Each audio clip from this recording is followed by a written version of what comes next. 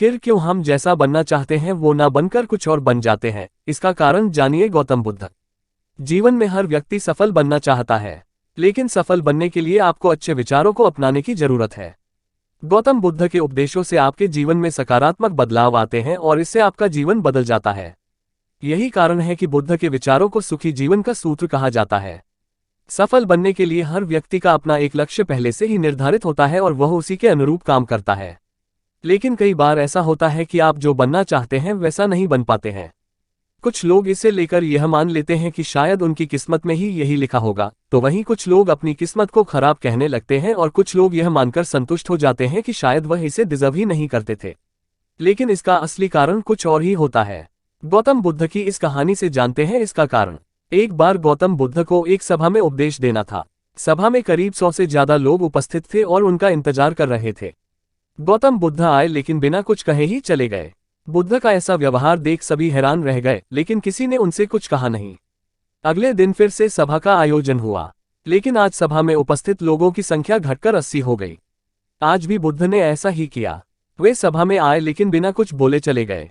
आज भी लोग हैरान हुए, लेकिन बुद्ध से किसी ने कुछ कहा नहीं। अगले दिन फिर से सभा का आयोजन हुआ और लोगों की संख्या घटकर 50 हो गई।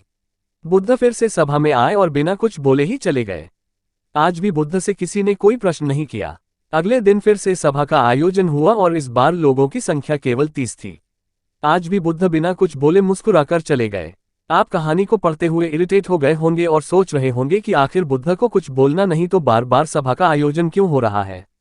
ठीक इसी तरह सभा में मौजूद लोगों को भी गुस्सा आ रहा था, लेकिन इसका जवाब जानने के लिए आपको धैर्य रखना होगा।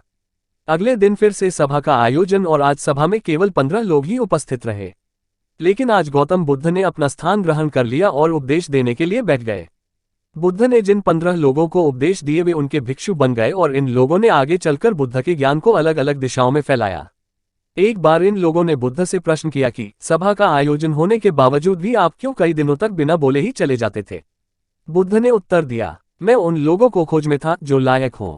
सभा के पहले दिन 100 से भी ज्यादा लोग थे, लेकिन उनमें से ज्यादातर लोगों को मेरे उपदेश से कुछ मतलब नहीं था।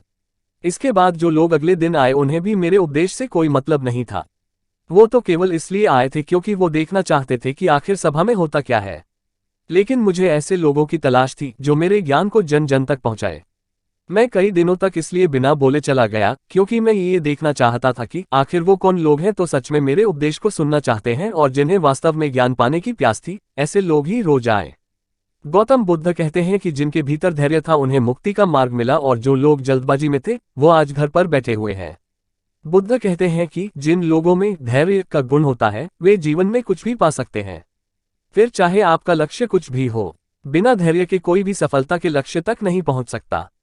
धैर्य को कैसे बढ़ाएं? आज भागदौड़ भरी जिंदगी में लोगों में धैर्य नहीं है। सभी में जल्दबाजी और शीघ्र अति शीघ्र किसी कार्य को करने की होड़ मची है। लेकिन गौतम बुद्ध बताते हैं कि अपने भीतर धैर्य को कैसे बढ़ाएं। बुद्ध कहते हैं कि निरंतर अभ्यास से हम अपने भीतर के धैर्य को बढ़ा सकते हैं। यानी आप जो भी बनना चाहते हैं उसके लिए धैर्य की आवश्यकता है।